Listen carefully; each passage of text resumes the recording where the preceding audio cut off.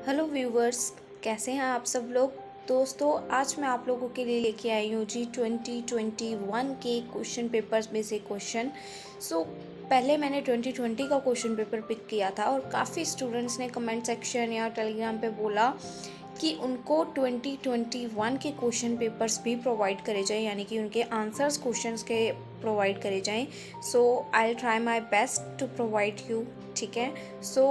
मैं पूरे क्वेश्चंस कोशिश करूँगी कि कवर अप करूँ जितने भी थियोरेटिकल क्वेश्चंस एग्ज़ाम में आ रखे हैं। अगर आप लोगों में से किसी ने भी अभी तक कोई भी वीडियो नहीं देखी है या कोई न्यू व्यूवर हैं, उनके लिए प्लेलिस्ट का लिंक ऊपर आई बटन में मिल जाएगा, नीचे डिस्क्रिप्शन में भी मिल जाएगा। आफ्टर दिस वीडियो आपको लास्ट में एंड स्क्रीन में भी मिल जाएगा।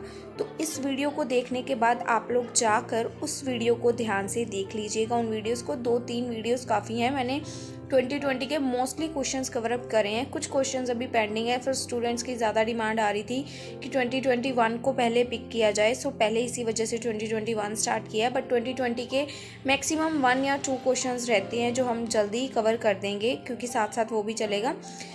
आज की वीडियो में जो हमारा क्वेश्चन रहने वाला है, जो क्वेश्चन 2021 में आया था 5 मार्क्स में, क्वेश्चन क्या है जी, explain the instances in brief where income of previous year assessed in the same year.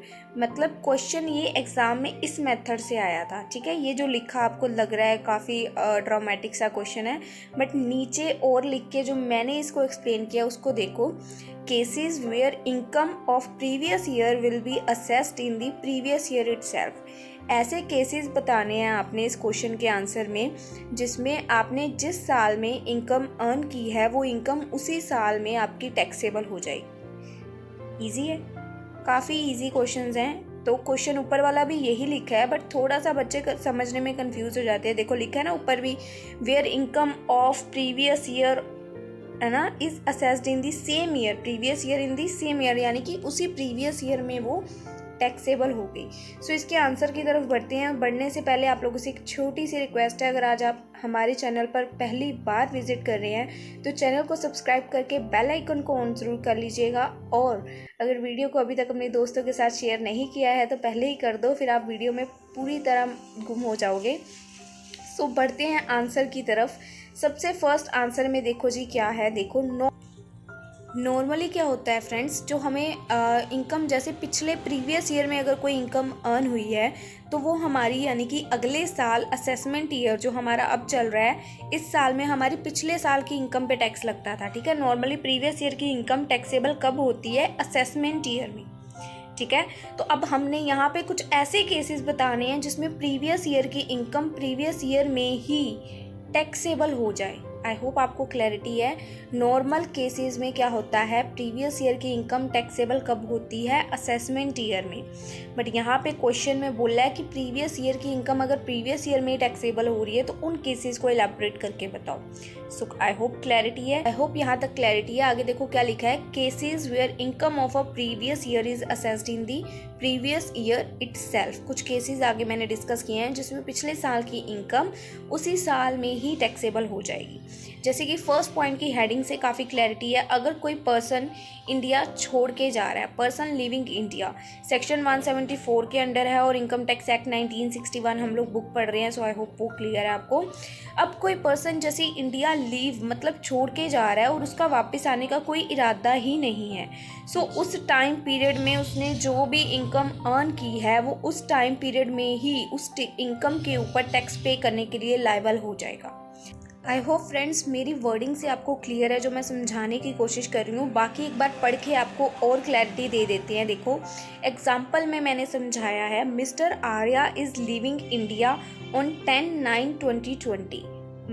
हमारा जो ईयर है, असेसमेंट ईयर होता है, कब स्टार्ट हो जाता है? 1 अप्रैल से 31 मार्च तक जाता है। ठीक है, मतलब 10/9 को वो इंडिया को छोड़ के जा रहा है मिस्टर आर्या। अब अप्रैल से लेके 9वें महीने तक उसने कुछ तो अर्न किया है ना, कुछ तो इनकम इंडिया में रह के जनरेट की है।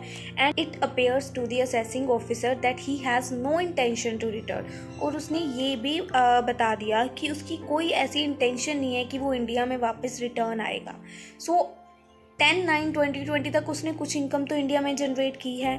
So before leaving India, Mr. Arya will be required to pay income tax on the income earned during the period 1/4/2020 to 10/9/2020.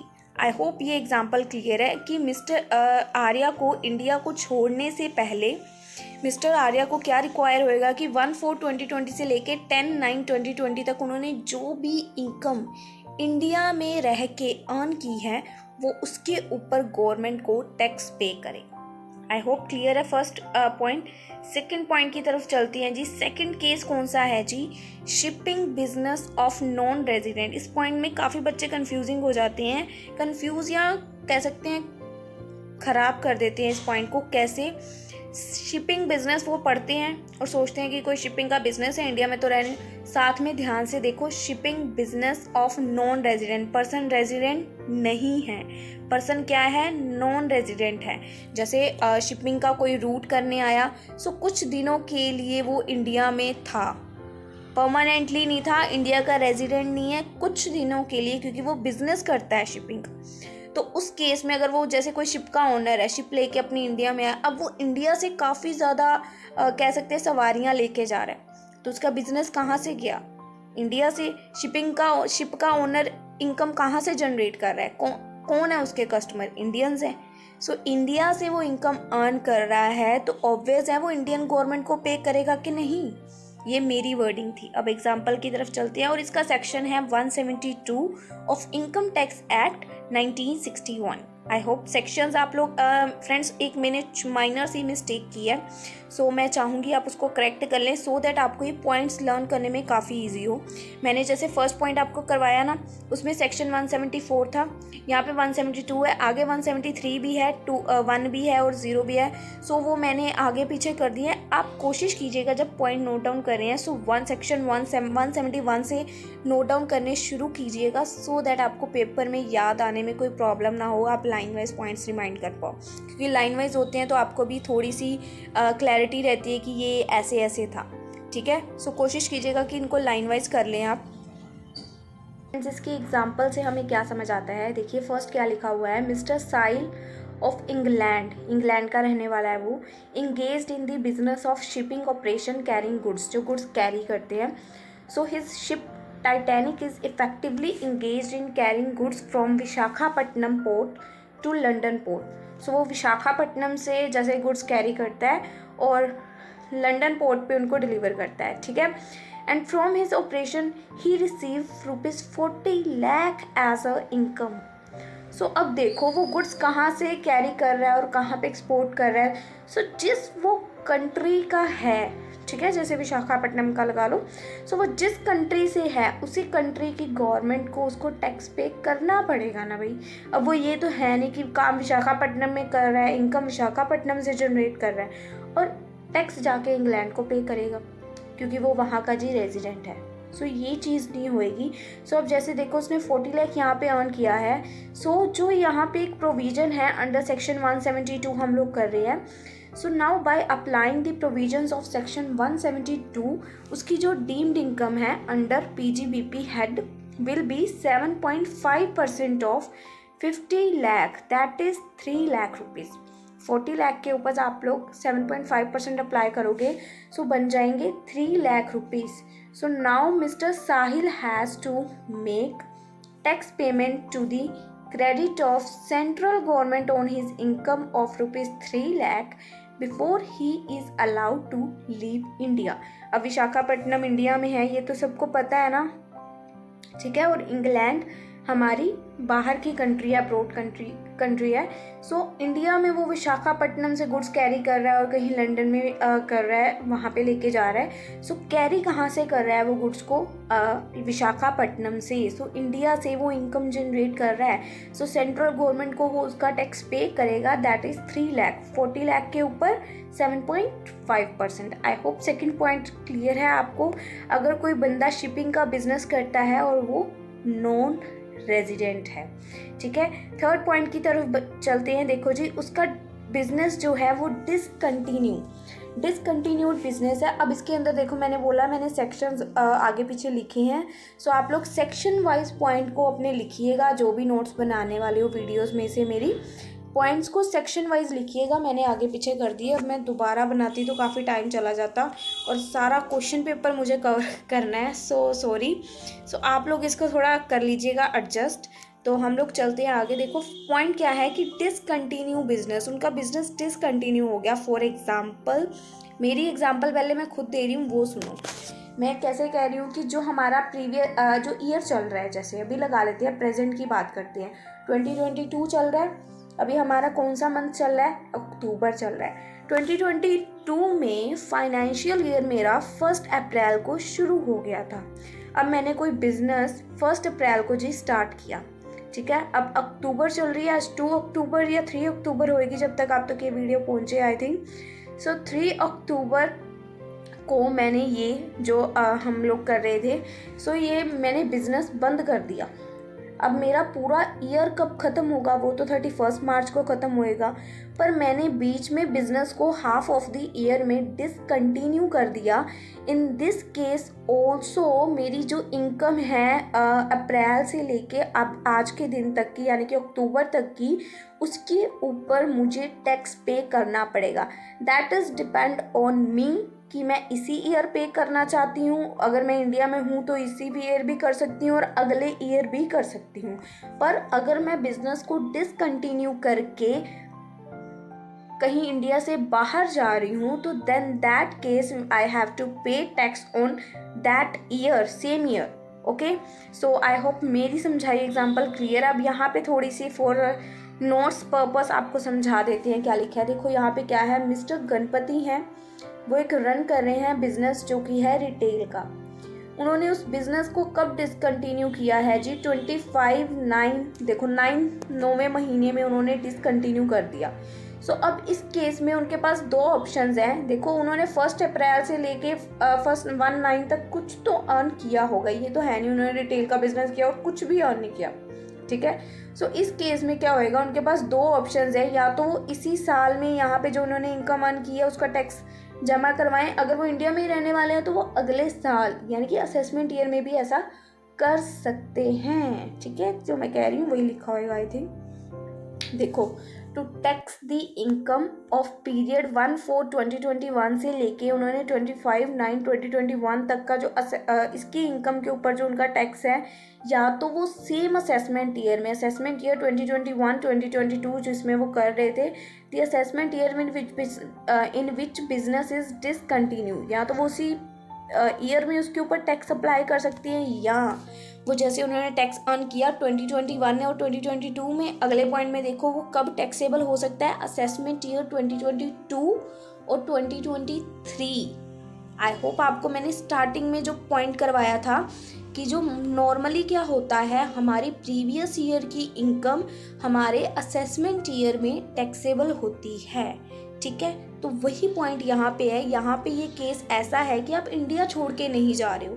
सो इस केस में दोनों पॉसिबिलिटीज़ हैं कि आप उसी ईयर में भी उसका टैक्स सबमिट करवा सकते हो और आप असेसमेंट ईयर में भी उसका टैक्स सबमिट करवा सकते हो। असेसमेंट ईयर होता है in which we are present here, और प्रीवियस ईयर जो हमारा पिछला साल है, ठीक है। तो नॉर्मल केसेस में होता है पिछले साल में जो हमने अर्न किया वो हमारे प्रेजेंट ईयर में टैक्सेबल होता है, ठीक है। बट हम यहाँ पे केसेस कर रहे हैं कि प्रेजेंट ईयर में अर्न करके प्रेजेंट ईयर में टैक्स पे कर रहे हैं, तो क्या सिचुएशंस है। आई होप मैं कंफ्यूज नहीं कर रही हूँ आपको ज़्यादा। सो नेक्स्ट पॉइंट देखिए क्या है, persons likely to transfer property to avoid tax. अब ये थोड़ी सी हेडिंग आपको क्लियर हो गई होगी कि लोग टैक्स से बचने के लिए क्या करते हैं, अपनी प्रॉपर्टीज़ को जी ट्रांसफ़र कर देते हैं कि मुझे इसका टैक्स पे नहीं करना। सो ये भी एक ऐसा ही केस है जिसमें जितने टाइम तक प्रॉपर्टी आपके पास रही है, ठीक है, एक ईयर है प्रॉपर, तो उस ईयर में जैसे मैंने 9th मंथ में कहीं प्रॉपर्टी आके इस डर से आपको ट्रांसफ़र कर दी किसी थर्ड पर्सन को कि मुझे टैक्स पे करना पड़ेगा, तो गवर्नमेंट क्या कहती है कि भाई 1 अप्रैल से लेके 9वें महीने तक तो तेरे पास रही ना वो प्रॉपर्टी, तो उसका टैक्स निकाल चुप करके, ठीक है। बट यहाँ पे थोड़ी सी सिचुएशन चेंज है इसके एक्सप्लेनेशन के अंदर आई थिंक, तो वो मैं आपको समझाती हूँ, जैसे रीड आउट करते हैं। और इसका जो सेक्शन है वो है सेक्शन 175। सो आप आई होप एडजस्ट कर पाओगे सेक्शंस को, जैसे पॉइंट्स हैं लाइन वाइज 1 2 3 4 5 तो आप कर ही लोगे। अब इसके बाद देखो इसकी एक्सप्लेनेशन में क्या लिखा है। During the current assessment year, if it appears to assessing officer that a person is likely to charge, sale, transfer, dispose of or otherwise part with any of his asset to avoid payment of any liability during the, जो हमारा current assessment year चल रहा है ना, अगर उसके अंदर assessing officer जो है वो कुछ भी मतलब अपनी प्रॉपर्टी को सेल कर रहा है, किसी को ट्रांसफ़र कर रहा है, ख़त्म कर रहा है, ठीक है, या उसको कोई भी जो पार्ट है उसको किसी को ट्रांसफ़र कर रहा है, टू अवॉइड पेमेंट टैक्स की पेमेंट को करने के लिए, अवॉइड करने के लिए वो ऐसा कर रहा है। सो जो उस पर्सन की टोटल इनकम है, total income of such person for the period from the expiry of the previous year to the date when the assessing officer, देखो टोटल इनकम उसको जो भी अर्न हुई है उस प्रॉपर्टी से तब तक जब तक वो प्रॉपर्टी उसके पास रही है, जब वो ट्रांसफ़र करने की कोशिश कर रहा है तब तक उसके ऊपर, पहली बात मैंने बताया, टैक्स लगेगा। Commence providing under this section is chargeable to tax, जो मैंने बताया कि जब तक वो प्रॉपर्टी उसके पास रही है, गवर्नमेंट कहती है तो तब तक का टैक्स निकाल चुप करके, ठीक है। जब तक वो प्रॉपर्टी से एक्सपायरी डेट, जैसे मैंने बोला 9वें महीने में मैंने ट्रांसफ़र की, तो 1 अप्रैल टू 9वें महीने से 1 अप्रैल से लेके 9वें महीने तक का टैक्स मुझे गवर्नमेंट को पे करना पड़ेगा। आई होप क्लियर है। अब ये भी सिचुएशन आपके ऊपर, आप प्रीवियस ईयर जिस साल में खड़े हो उसी साल में पे कर सकते हो, क्योंकि ये भी बिजनेस हाफ में जैसे डिसकंटिन्यू वाला हिसाब है, तो आप बीच में इसको कहीं पे भी पेमेंट कर सकते हो। और अगर आप चाहो तो इसकी पेमेंट नेक्स्ट ईयर यानी कि असेसमेंट ईयर जिसको बोलते हैं, असेसमेंट ईयर में प्रीवियस ईयर का टैक्स पे करना, वो भी कर सकते हो। I hope it's clear to everyone. अब नेक्स्ट पॉइंट क्या है, ध्यान से समझिएगा, थोड़ा सा टफ नहीं है, ईजी है, बट थोड़ा सा हो सकता है मैं समझाते समझाते ज़्यादा कुछ आपको डीप में ले जाती हूँ। तो क्या है पॉइंट, AOP BOI, ठीक है, artificial judicial person formed a particular event और पर्पस। आर्टिफिशियल जुडिशियल पर्पस, अब इसको मैं आपको नीचे जो एक्सप्लेन करा उसकी आपसे बताती हूँ। इसका पहली बात तो ये सेक्शन है 174, ठीक है। अब देखो, इफ एन AOP और BOI, ठीक है, इज फॉर्म्ड और establish for a particular event. अब देखो कुछ पर्सन्स होते हैं जिनको पर्टिकुलर इवेंट्स के लिए हायर किया जाता है, जैसे कुछ भी लगा लो, आर्मी ऑफिसर्स को लगा लो, ठीक है। अब कहीं आर्मी ऑफिसर्स कहाँ पे होते हैं, मोस्टली बॉर्डर वगैरह पे होते हैं। अब उनको कुछ स्पेसिफिक किसी की ड्यूटी के लिए या किसी की सेफ्टी के लिए जैसे लुधियाना में बुला लिया गया, ठीक है। अब वो कुछ टाइम पीरियड के लिए लुधियाना में आए हैं या परमानेंट आ चुके हैं, सम टाइम पीरियड के लिए आए हैं। अब यहाँ पे आके उन्होंने अपनी ड्यूटी परफॉर्म की, हो सकता है 1 मंथ के लिए वो यहाँ पे रहे, और वहाँ 1 मंथ के लिए यहाँ पे रह के उन्होंने किसी को सिक्योरिटी प्रोवाइड की, जिसके बदले में उनको सामने वाले से कुछ इनकम रिसीव हुई, बट वो पर्सन इंडिया का कह सकते हैं नहीं है या लुधियाना का नहीं था, ठीक है। बट अब वो 1 महीने के लिए यहाँ आया, उसने यहाँ से कुछ इनकम अर्न की, तो क्या वो इनकम लेके वापस बिना टैक्स पे किए जा सकते हैं? आप खुद दिमाग लगाना थोड़ा सा, बाकी मुझे नहीं पता आगे क्या निकलने वाला पॉइंट में, बट मैं अपना पॉइंट ऑफ व्यू थोड़ा सा आपको बताने की कोशिश कर रही हूँ जो मेरे दिमाग में आ रहा है। रीड आउट करते हैं कि उसको AOP फॉर्म्ड या उनको बुलाया गया, जैसे कि यहाँ पे लिखा है कि इस्टेब्लिश किया गया उनको एक पर्टिकुलर इवेंट के लिए और पर्पस के लिए, that assessing officer appraise that the AOP and BOI is likely to be dissolve in the same year, जैसे जिस ईयर में बुलाया उसी ईयर में डिसॉल्व यानी कि वापस चले गए, और in the next year he can make assessment of the income up to the date of dissolution as income of the relevant assessment year, यानी कि यहाँ पे लिखा है जैसे वो कुछ टाइम पीरियड के लिए यहाँ पे आए, इंडिया में डिसॉल्व, वापस उसी सेम ईयर में वो कुछ देर यहाँ पे रुक के वापस चले गए। सो नेक्स्ट ईयर उनके लिए जो उनको जो है वो जो जिस भी टाइम उनका डिसोल्यूशन हुआ है और जब वो यहाँ पे आए हैं, उस पीरियड में उन्होंने जो भी इनकम अर्न की है उसके लिए वो रेलिवेंट असेसमेंट ईयर यानी उसी ईयर में उसी टाइम पीरियड के अंदर टैक्सेबल होंगे, ठीक है। तो आई होप फ्रेंड्स आप सबको ये पॉइंट्स क्लियर हैं, जो मैंने सिर्फ 5 पॉइंट्स आपको बताए हैं, बट मैंने इन डेप्थ आपको इनको क्लियर या क्लैरिटी देने की कोशिश की है। अब अगर आपसे कोई भी पूछे कुछ ऐसे केसेस बताओ जिनमें पिछले साल में जो इनकम अर्न किया है उसका टैक्स हमने पिछले साल ही पे कर दिया था, या करना ज़रूरी है या कंपल्शन है, तो आई थिंक आप कुछ बता पाओगे। कुछ मैंने सेक्शंस बताए हैं 171, 172, 173, 174, नहीं 2 से लेके 6 तक के सेक्शंस हैं। सो आप उनको पॉइंट वाइज कर लीजिएगा, जैसे कि मैंने आपको सारी वीडियो में बोला है कि उनको लाइन वाइज कर लीजिएगा। सो आई होप आप लोगों को ये टॉपिक की जो मैं क्लैरिटी दे पाई हूँ। आई डोंट नो, वीडियो की लेंथ तो हो जाती है क्योंकि टॉपिक जब एक्सप्लेन करने लगते हैं इन डेप्थ में तो काफ़ी बार वीडियो की लेंथ चली जाती है, सो उसके लिए माफ़ी चाहते हैं। बट आई होप जिन्होंने भी अपना प्रीशियस टाइम इस वीडियो को दिया है उनके सारे डाउट्स इस क्वेश्चन से रिलेटेड क्लियर हो चुके होंगे। नेक्स्ट वीडियो में हम लोग आपके लिए एक नेक्स्ट अच्छा सा क्वेश्चन और जो 2021 के ही एग्ज़ाम में आ रखा है उसको लेकर आएंगे और कोशिश करेंगे कि उसकी भी आपको अच्छे से क्लैरिटी दे पाएँ। मिलते हैं आप लोगों से हम लोग दोस्तों अपनी अगली वीडियो में नेक्स्ट क्वेश्चन के साथ। बाय बाय दोस्तों।